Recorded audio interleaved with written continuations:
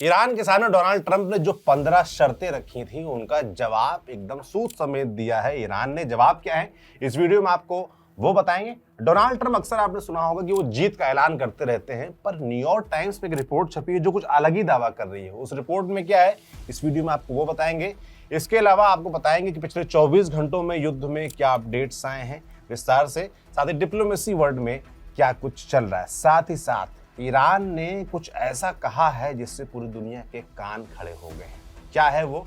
नमस्कार, मेरा नाम सौरभ त्रिपाठी, आप न्यूज पिंच देख रहे हैं। इस वीडियो में मेरे साथ हैं हमारे वरिष्ठ साथी विनय सुल्तान, जो कि लगातार पूरी मेहनत पूरी शिद्दत के साथ घंटों की रिसर्च के बाद अपनी डायरी में पूरा नोट्स लेके आते हैं ताकि आप तक पूरी सही और सटीक जानकारी पहुंचाई जा सके, जो कि आपको पसंद भी आ रही है। हमें कमेंट्स के जरिए पता चलता है, फीडबैक भी आपके आते रहते हैं, उनको सुधार करने का प्रयास भी हमारा जारी रहता है। तो विनय जी, शुरुआत रवायत अनुसार युद्ध में जो 24 घंटे की अपडेट्स उसी से होगी जी। 24 घंटे, क्योंकि ये अब जो है हिस्सा जिसमें हम पहले हमारा ऐसा होता था कि अपडेट में जो युद्ध की अपडेट होती थी वो ज्यादा बड़ी होती थी, डिप्लोमेसी के लेवल पे कम अपडेट होती थी, लेकिन अभी स्थिति बदल गई। तो पहले ये बदली हुई स्थिति तो अच्छी है, मतलब हाँ, लेकिन कितने समय तक रह पाएगी वो देखना ये सवाल है बड़ा। तो सबसे पहले रवायत के हिसाब से हम ईरान की तरफ चलते हैं कि ईरान की कहाँ कहाँ पे हमले हुए हैं। तो सबसे पहला हमला जो हमारे सामने आ रहा है वो बहरीन में आ रहा है। बहरीन के इंटरनेशनल एयरपोर्ट पे एक ऑयल जो फ्यूल स्टोरेज है, ऑयल स्टोरेज है, उसके ऊपर जो है हमला हुआ है ईरानी ड्रोन का, जिससे वहां पे आग लग गई है।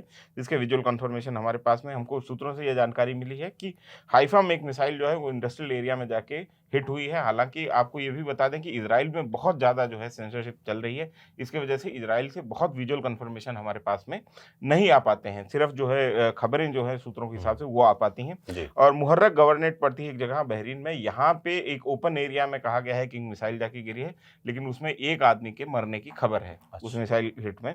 चाबहार के पास में ईरान की तरफ से दावा किया गया था कि उन्होंने एक F-18 सुपर हॉर्नेट जो अमेरिका का जंगी तैयारा है, जंगी लड़ाकू विमान है, उसको मार गिराने की उन्होंने खबर दी थी। और उसके साथ उन्होंने विजुअल भी जारी किया था, जिसमें जो विजुअल हमारे सामने था उसमें ये दिख रहा था कि जहाज की जो टेल है उसके ऊपर एक मिसाइल जाके हिट करती है। हालांकि सेंटकॉम ने इससे साफ मना कर दिया, उन्होंने कहा है कि उनका कोई जहाज जो है हिट नहीं हुआ है। ये मतलब यूनाइटेड स्टेट्स की जो सेंट्रल कमांड है आर्मी की, उसने साफ मना कर दिया कि हमारा कोई वो नहीं हुआ। तेल अवीव में कई सारी जगहों पे जो है जो म्यूनिशन है उससे मल्टीपल म्यूनिशन हिट हुए हैं और उसकी वजह से 3 घायल बताए जा रहे हैं ईरानी मीडिया की तरफ से। तो सब म्यूनिशन जो बहुत क्लस्टर सब म्यूनिशन है वो मिसाइल जो है रवायती तौर पे छोड़ दी जाती हैं 1 दो घंटे में ईरान की तरफ तौर से इजराइल की तरफ। तो वो जो है हिट हुआ है, उसमें 3 घायल नहीं, ये हमारे पास में अभी खबर है। ये ईरान की तरफ से खत्म हो गए। हाँ, इतना ही। अच्छी बात है। और बल्कि खत्म ही हो तो ज्यादा अच्छा है, ज्यादा बढ़िया है। इस बीच में इजराइल की तरफ से जो है हमने एक वीडियो इसके ऊपर अलग से बनाया था। अलीरेजा तंगशीरी जो कि IRGC के नेवी कमांडर हैं, बड़ा हिट माना जा रहा है इनके बारे में विस्तार से बताया हमने एक अलग वीडियो में कि कैसे ये स्ट्रेट ऑफ हॉर्मूज पूरा यही कंट्रोल करते थे और इनके मारे जाने की वजह से बहुत सारी संभावनाएं चल रही है। अमेरिका का दावा है कि हॉर्मूज खुल जाएगा, वो दावा कितना सही कितना गलत उसका डिस्क्रिप्शन में हम लिंक डाल देंगे, आप वो वीडियो देख सकते हैं। तो अलीरेजा तंगशीरी जो है IRGC के कमांडर हैं और नेवी के हेड थे, और वो बंदर अब्बास पे स्टेशन थे। और बंदर अब्बास में टारगेटेड असैसिनेशन जो है इजराइल की तरफ से किया गया, और जो जिसमें US फोर्सेस भी शामिल थी। हमने कल के आपको वीडियो में बताया था कि US की तरफ से बंदर अब्बास पे लगातार हिट किए गए थे अगेन। और जो यूनाइटेड नेशन मतलब यूनाइटेड स्टेट्स का जो नेवी एविएशन कोर है, मतलब कि जो शिप कैरियर है, वहाँ से एक जहाज उड़ा था, उसने जाके हिट किया था बंदर अब्बास को। और बंदर अब्बास को आप लोकेशन में देखेंगे तो पूरी तरीके से स्ट्रेट ऑफ हॉर्मूज को ओवरलुक करता है, बहुत इंपॉर्टेंट और स्ट्रेटेजिक लोकेशन है। वहाँ पे जो है ये हिट हुआ था और उसमें अलीरेजा तंगशीरी के मारे जाने की खबर है। हालांकि ईरान की तरफ से इसके ऊपर अभी तक कोई कंफर्मेशन नहीं आई है। इजराइल ने कहा है कि हमने टारगेटेड असैसिनेशन किया है, ये NYT को उन्होंने कहा था। और ये बहुत महत्वपूर्ण कमांडर हैं, क्योंकि उन्होंने ईरानी नेवी अकेली ऐसी नेवी है जो कि गुरिल्ला वॉरफेयर में ट्रेंड है, और वो उसका लड़ने का तरीका बहुत अलग है। और इस पूरे डॉक्ट्रिन को खड़ा करने में तंगशीरी को बहुत इंपॉर्टेंट आदमी माना जाता है, जिन्होंने इस पूरे के पूरे डॉक्ट्रिन को बनाया, उस हिसाब से ईरानी नेवी को गढ़ा। उसके ऊपर हमने डिटेल में बात की है, जैसा कि सौरभ ने बताया। आप वो वीडियो अगर देखना चाहें देख सकते हैं। और इस बीच में USA की सेंटकॉम की तरफ से एक वीडियो जारी करके ये कहा गया है कि हमने अब तक जो पिछले 25 दिन में हमने ईरान में 10,000 टारगेट्स जो हैं उनको हिट किया है। तो ये विजुअल उन्होंने जारी करके बताया। और इसके अलावा ईरान के ऊपर और कोई बड़ा हिट होने की खबर नहीं, मतलब ये पिछले 24 घंटे के जो मोटा माटी एक दूसरे पर हमले हैं वो हो गए। और अब आते हैं उन मुद्दों पर जो हमने वीडियो की शुरुआत में बताए। मुझे लगता है सबसे पहले तो लोग जानना चाहेंगे जो 15 जो शर्तें थी यूएस की, उसके जवाब में हाँ, क्या ईरान ने कहा है। ईरान ने सीधे तौर पे ये आउटराइटली जो है ट्रम्प का जो प्रपोजल है, हालांकि तंसीम वहाँ की एक न्यूज एजेंसी है, उसके जरिए ईरानी ऑफिशियल्स ने अपना बयान दिया है और कहा है कि जो अमेरिका की तरफ से जो 15 पॉइंट का प्रपोजल रखा गया है वो अनफेयर है और डिसेप्शन है पूरी तरीके से। जो तैयारी को जो है हमको एक बार फिर से भुलावे में डालना चाहते हैं कि हम बातचीत और नेगोशिएशन के रास्ते पे जाएं और इस बीच में वो कोई मिलिट्री ऑपरेशन हमारे ऊपर प्लान कर रहे हैं। उन्होंने ये कहा, उन्होंने साथ में ये कहा कि हॉर्मूज पर जो नियंत्रण है उसका नेचुरल और लीगल राइट जो है वो ईरान के पास में है, क्योंकि वो हमारे करीब में है। इसके नेचुरल राइट हमारा बनता है कि हम हॉर्मूज के ऊपर नियंत्रण रखें, स्ट्रेट ऑफ हॉर्मूज पे। और दूसरी बात यह है कि जब तक हमको वॉर कंपनसेशन नहीं मिलता है, जो हमारा जितना नुकसान हुआ है उसकी भरपाई अगर अमेरिका नहीं करता है और आगे से हमला नहीं करने का जब तक वादा नहीं देता, और हमारे जो साथी हैं, चाहे वो हिजबुल्ला है, चाहे वो पीएमएफ है, चाहे और दूसरे जो शिया मिलिशियाज हैं जो अलग अलग जगहों पर एक्टिव हैं, उनके ऊपर हमला करने से बाज नहीं आता इजराइल और यूएसए, तब तक हम जो है इस पूरे के पूरे शांति वार्ता के लिए तैयार नहीं होंगे। और इस बीच उन्होंने साफ ये कह दिया कि अभी बातचीत की जो है कोई संभावना नहीं बनती, साफ इनकार है। कल भी हमने ये वीडियो में बताया था यही बात, आज भी वही स्टैंड है। और उन्होंने साफ तौर पर, अभी तक नेगोशिएशन चल रहा था, पर्दे के पीछे से लोग अप्रोच कर रहे थे, इधर से संदेश मीडिएशन के थ्रू उधर जा रहा है। आज ईरान ने साफ मना कर दिया। आप बता रहे थे कि जेडी वांस आने वाले हैं, उनसे बातचीत की जाएगी। वो सारे शगुफे जो है वो छोड़े गए थे कि जेडी वांस से बात करने के लिए तैयार हैं, सारी चीजें ये धराशायी हो गई हैं। आज मेरे को लगता है कि ईरान की जो टॉप लीडरशिप है उसने ये तय कर दिया है कि हम जो है अब बातचीत नहीं करेंगे, हम इसी रास्ते पे आगे बढ़ेंगे। हमने एक टीवी में ब्रेकिंग न्यूज देखी थी, आपको दिखाई भी थी कि मुस्तफा खामनेई तैयार हो गए हैं बात करने के लिए, बस उसकी क्या सच्चाई है। अब वो जो टीवी के पास में जहां से आई भाई, मेरे पास में जो खबर है ऐसी कोई है, मतलब कोई ना अभी कोई खबर नहीं है मुस्तफा खामनेई की तरफ से। खास तौर पे ईरान ने जो जवाब दिया उसमें साफ मना ही कर दिया कि हमें अभी बातचीत करने की कंडीशन नहीं ना, हम जब तक आप हमारी शर्तों पे नहीं मानते हैं, खासतौर पे कंपनसेट हमको नहीं करते हैं युद्ध के लिए, और दूसरा तरीका आप इस बात की गारंटी नहीं देते हैं कि हमारे ऊपर आगे से हमला नहीं होगा, ना ईरान की तरफ से होगा, ना इजराइल की तरफ से होगा, ना अमेरिका की तरफ से होगा, और तीसरी बात हमारे ऊपर जो सैंक्शंस लगे हुए हैं इतने सालों से उनको नहीं हटाते हैं, तब तक इस बातचीत का कोई मतलब नहीं निकलता है। क्योंकि हमने जो कल आपको शर्तें बताई थी कल के वीडियो में, जिसमें 15 शर्तें यूएसए की तरफ से रखी गई थी, उसमें 10 के तकरीबन शर्तें उनके न्यूक्लियर प्रोग्राम और मिसाइल प्रोग्राम से रिलेटेड थी। वो पूरा उसी पे था कि किस तरीके से न्यूक्लियर जो भी उनके प्लांट्स हैं, एनरिचमेंट सेंटर से, उसे पूरा हमारा कब्जा हो, जो इंडस यूरेनियम है वो किसी तरीके से हमारे कब्जे में आए और उसको हम यूएस ले जाएं, और मिसाइल प्रोग्राम है उसमें भी लगाम लगाई जाए। मतलब बहुत सारा एक तरीके से एकदम कंट्रोल चाह रहे थे। जाहिर सी बात है कि नेगोशिएशन के टेबल पे वो कंट्रोल कहीं पॉसिबल होता है, ईरान ने इनकार कर दिया साफ तौर पे। और जो डोनाल्ड ट्रम्प जो है सुबह के वक्त जो बयान दे रहे थे और ये कह रहे थे कि हम जो है मुझको कहा कि सुप्रीम लीडर बन जाइए, मैंने कहा नो थैंक यू, ये वाली बात जो कह रहे थे। और उसके बाद में डोनाल्ड ट्रम्प का इस जो ईरानी रिएक्शन आया, उसके बाद में डोनाल्ड ट्रम्प का एक रिएक्शन आया कि ईरानी नेगोशिएटर्स जो हैं, माफ कीजिए मेरा टंग ट्विस्टिंग हो गई है, ईरानी नेगोशिएटर्स जो हैं वो स्ट्रेंज हैं, मतलब अजीबोगरीब आदमी है, वो हमसे डील करने की भीख मांग रहे हैं, दे आर बेगिंग अस, है ना। और उसके बाद उन्होंने कहा लेकिन और उन्हें वो भी करना भी वही चाहिए, क्योंकि हमने उनको जो है मिलिट्रीली ओब्लिटरेट कर दिया है, पूरी तरीके से खत्म कर दिया है, और अब उनके 0 चांस है उनके कमबैक होने का। और ये ऐलान किया कि नहीं कि हम जीत गए नहीं वो तो जीत ही मिलिट्रीली जब उन्होंने ओब्लिटरेट कर ही दिया है तो ना। बात क्यों करना चाहते हैं फिर भी उनका ये कहना है, ट्रम्प का बयान आप सुन लीजिए पूरा, फिर भी पब्लिकली मैं आपको गुस्से को समझ रहा हूँ, फिर भी पब्लिकली वो ये स्वीकार नहीं कर रहे हैं कि हमको जो है डील करनी है, जबकि वो ये कह रहे हैं कि हम उनके प्रपोजल पे, यूएसए के प्रपोजल पे विचार करेंगे। पर ये सुप्रीम लीडर वाली बात कहाँ से आई भाई, ये बताओ हमको, सुबह से पूछ रहा हूँ मैं तुमसे। सुप्रीम लीडर की बात जो है कहीं से हमारे पास में नहीं है, हालांकि आप बन जाओ सुप्रीम लीडर, बात करने की ईरान तैयार नहीं है, ये कह रहे सुप्रीम लीडर बनाने तैयार है। सुप्रीम लीडर तो उनको तो ट्रम्प को तो लगता ही है कि वो बन ही जाएंगे सुप्रीम लीडर। नहीं लगता बन नहीं जाएंगे, वो तो खुद को मानते ही है ना, दरअसल दुनिया का सुप्रीम लीडर मानते ही है, ठीक है उनकी वैसी लगातार। हाँ, और इस बीच में हुआ ये है कि जो ये तमाम दावे और मिलिट्रीली ओब्लिटरेट करने के तमाम दावे जो ट्रम्प ने किए, उसके बीच में एनवाईटी ने, न्यूयॉर्क टाइम्स ने एक खबर छापी है, उसके हिसाब से जो 17 के तकरीबन वहाँ पे मिडिल ईस्ट में इनके जो मिलिट्री बेसेस हैं, एयर बेसेस हैं, उसमें से 13 जो है वो इनहेबिटेड कंडीशन में हो गए, खाली खाली कर दिए गए हैं अच्छा। ईरानी अटैक के चलते हुए। तो आप ये समझिए कि इनके ऑपरेशनल कैपेसिटी जो है पूरी तरीके से घट गई है यूएस की, और वो कहाँ से ऑपरेट करेंगे वो उनको समझ में नहीं आ रहा है कि वो कहाँ से ऑपरेट करें। और अब आपको ये बात थोड़ी-सी ये समझनी पड़ेगी कि जब ये युद्ध के शुरुआती दौर था और उस समय ये कहा जा रहा था कि ईरान इनके मिलिट्री बेसिस पे, एयर बेसिस पे हमले कर सकता है, तब यूएस का जो डिफेंस जो कम्युनिटी थी, जो वहाँ पे सिक्योरिटी एनालिस्ट थे, वो ये कह रहे थे कि यूएसए को जो है अपने आर्मी या मिलिट्री बेसिस की ज़रूरत भी नहीं है अब, क्योंकि हम 2 कैरियर शिप वहाँ पे भेज रहे हैं और वो हमारे चलते-फिरते मिलिट्री बेसिस हैं और हम उनसे हमला कर लेंगे।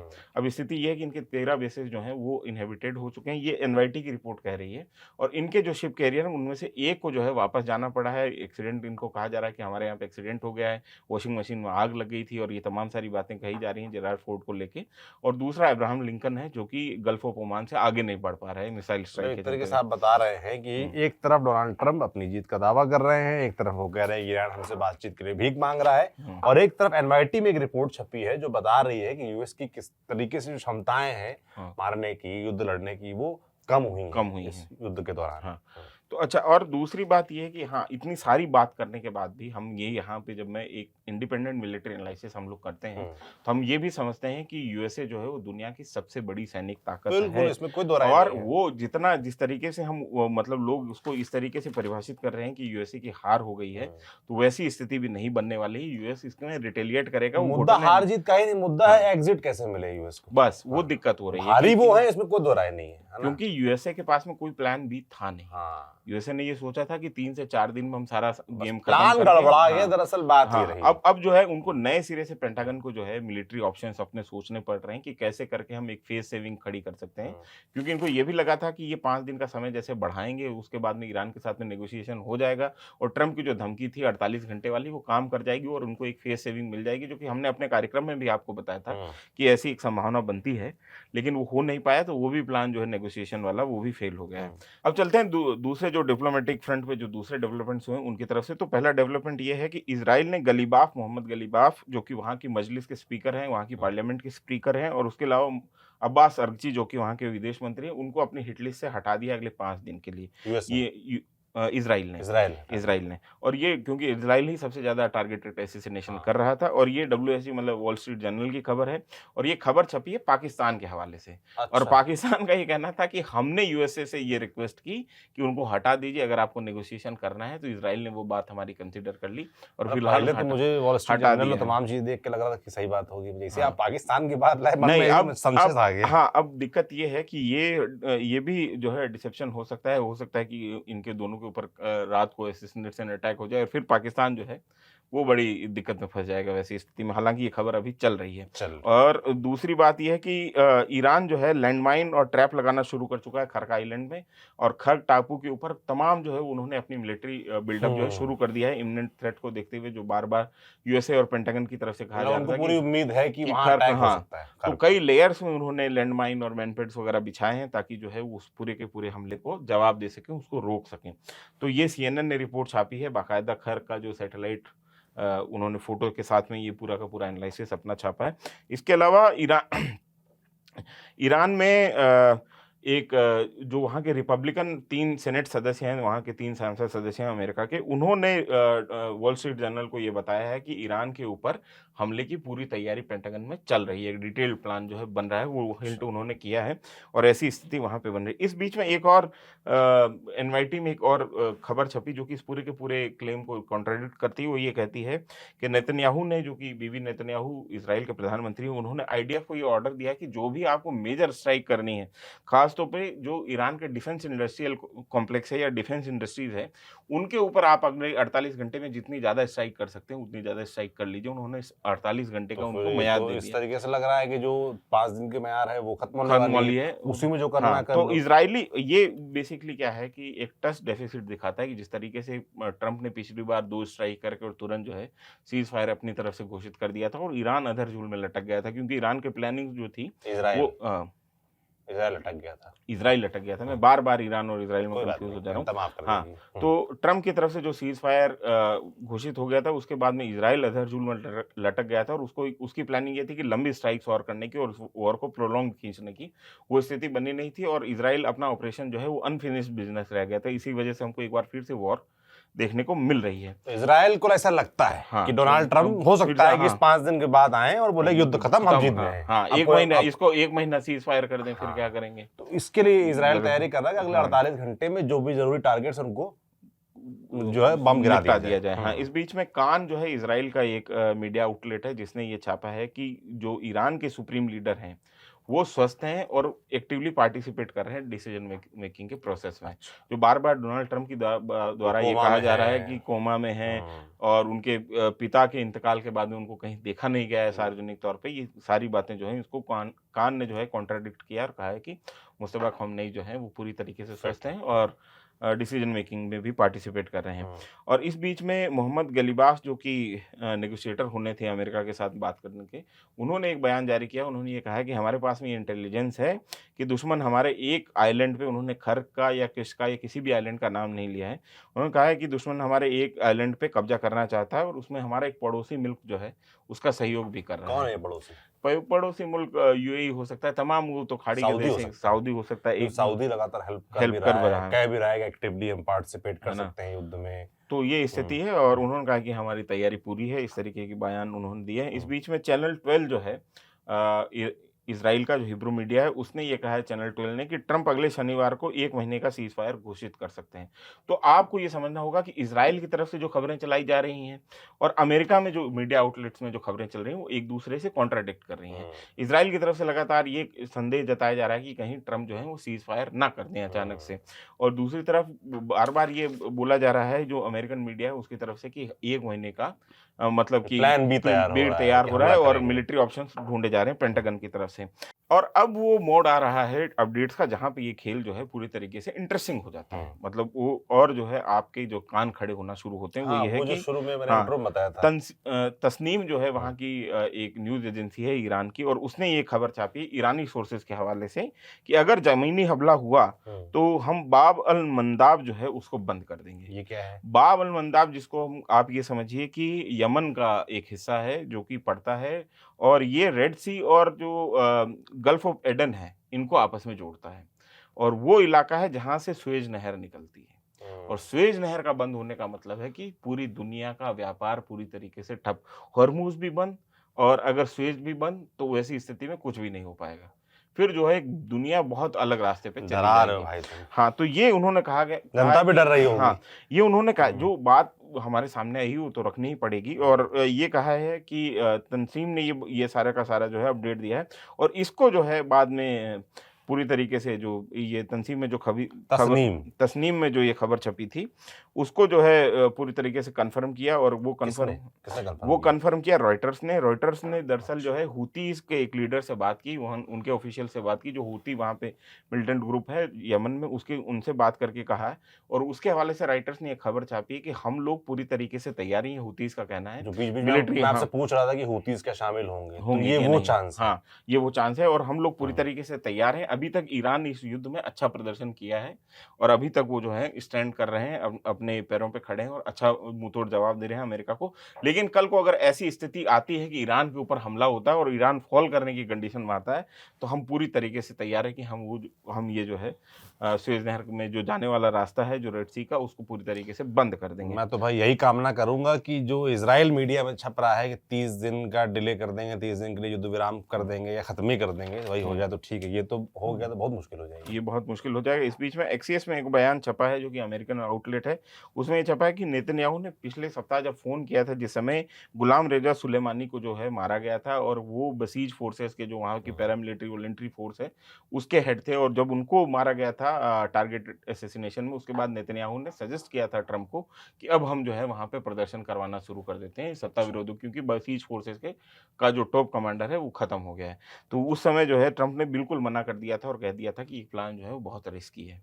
तो ये ट्रंप ने एक समझदारी का काम किया, पहले ही मना कर दिया। हाँ, पहले ही मना कर दिया और ये स्थिति नहीं, पहले ही मना कर दिया होता, हाँ, तो ज़्यादा ठीक होता। और इस बीच में एक्सिस की ये खबर है और इजराइल की तरफ से ये बार-बार ये शुबा जताया जा रहा है कि कहीं जब सीज़ फायर की ऐसी स्थिति आए तो हमारी जो प्रीएम्प्टिव स्ट्राइक के जो हमारे राइट्स हैं कि हम इजराइल का ये डॉक्ट्रिन रहा है कि कहीं पे भी कुछ भी उसके खिलाफ पनपे उससे पहले ही वो स्ट्राइक कर देते हैं। तो प्रीएम्प्टिव स्ट्राइक का जो हमारा सलाहियत रही, जो हमारा अधिकार रहा है, जो उनकी योग्यता है, उसके ऊपर सवाल ना खड़े हों कि ट्रंप ये कमिट ना कर दें कि इजराइल की तरफ से कोई प्रीएम्प्टिव स्ट्राइक भी आपके ऊपर भविष्य में नहीं होगी।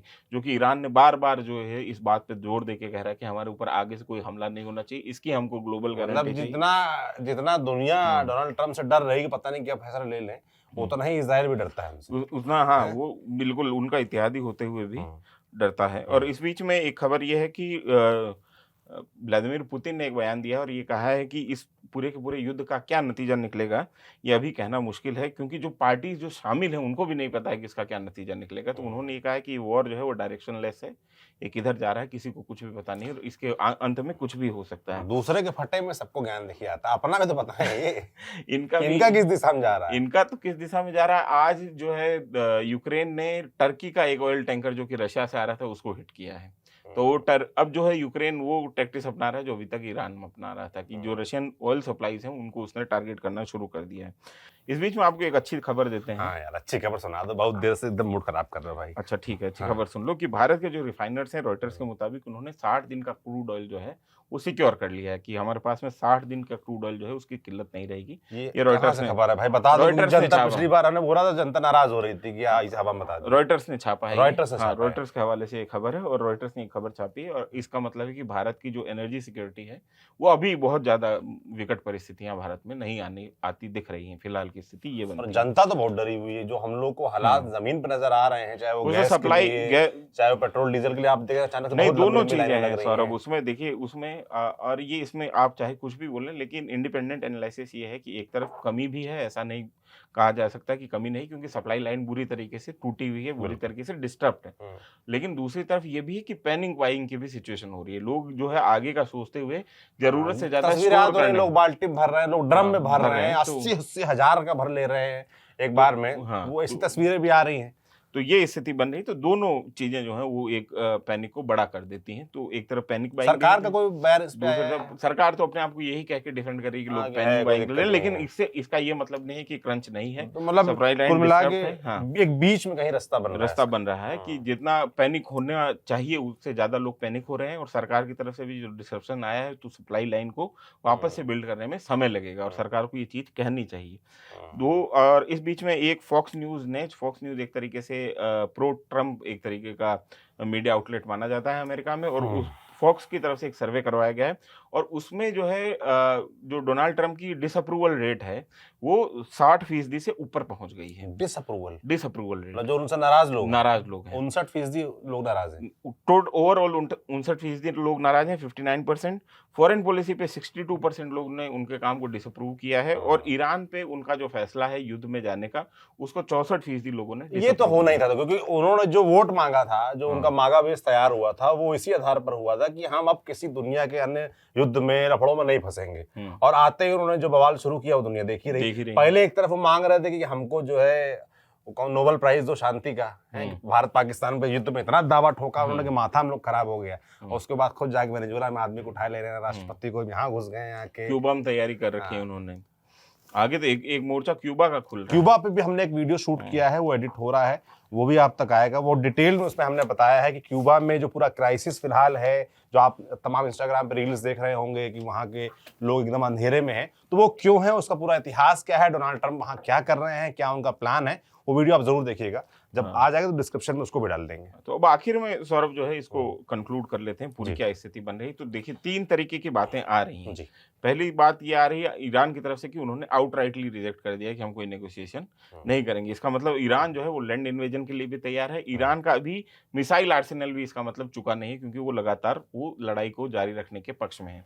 तीसरी चीज ये है कि अमेरिकन इंटेलिजेंस एजेंसीज की जो रिपोर्ट है वो ये बता रही है कि रशिया की तरफ से बाकायदा उनको ड्रोन और दूसरी सप्लाईज पहुंच रही, मेडिकल सप्लाईज भी पहुंच रही है, हर तरीके की सप्लाईज रशिया के और ईरान के बीच में जारी हैं। तो रशिया पूरी तरीके से मदद कर रहा है, ये दिख रहा है हमको। तीसरी चीज ये है कि इजराइल में लगातार ये सुबह बना हुआ है कि कहीं जो है ट्रंप आउटराइटली बिना सोचे समझे जो है सीज फायर 1 महीने का घोषित ना कर दें, और वैसी स्थिति में हमारे जो मिलिट्री ऑब्जेक्टिव्स हैं वो, क्योंकि इज़राइल के मिलिट्री ऑब्जेक्टिव्स जो हैं वो बिल्कुल क्लियर हैं ईरान को लेके, और वो उससे कहीं नहीं हिला है। जो कन्फ्यूजन की कंडीशन आपको दिखाई देती है वो अमेरिका में दिखाई देती है कि वो इस युद्ध में क्यों शामिल हुआ है। क्योंकि 12 डे वॉर की तरह अमेरिका जो है इज़राइल को पीछे से भी समर्थन दे सकता था। उसके बजाय वो पूरी तरीके से युद्ध में उतरे। उन्होंने अपने 13 के तकरीबन जो बेसेस हैं वो एनवाईटी की रिपोर्ट के मुताबिक ऑब्लिटरेटेड करवा लिए, उन्होंने पूरी तरीके से खत्म करवा लिए, और बाकी जगहों पे भी उनको अपने बेसेस छोड़ने पड़े हैं। और उनके जो पार्टनर्स हैं तमाम दुनिया भर के, वो उनको अलग शंका की निगाहों से देख रहे हैं कि ये सुरक्षा दे भी हम, पाएंगे हाँ। कि नहीं। जो सिक्योरिटी कमिटमेंट यूनाइटेड स्टेट के तमाम जगहों पे है, चाहे वो साउथ चाइना सी में है, चाहे जापान को लेके है, चाहे साउथ कोरिया को लेके है, और चाहे ताइवान को लेके है, वहां पे भी एक संशय की स्थिति बन गई। तो जो अमेरिका की साख है दुनिया भर में वो पूरी तरीके से, इसीलिए लोग बोलने में लगे, जानकार जो विशेषज्ञ हैं वो बोलने में लगे हैं कि आने वाले वक्त में एक नया वर्ल्ड ऑर्डर हमको देखने को मिल सकता है।